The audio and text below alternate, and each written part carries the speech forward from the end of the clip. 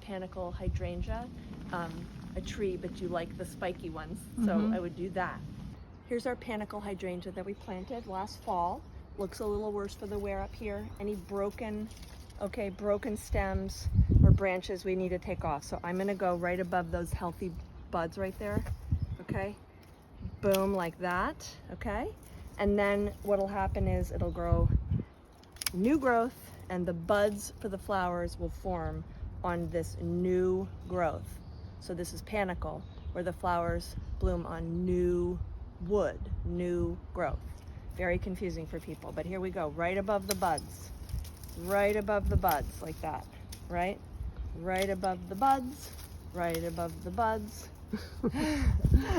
right above the buds, right, okay? You get the idea? Like that, okay, cool. Lovely. Thanks. And then you can do the rest. Thank you.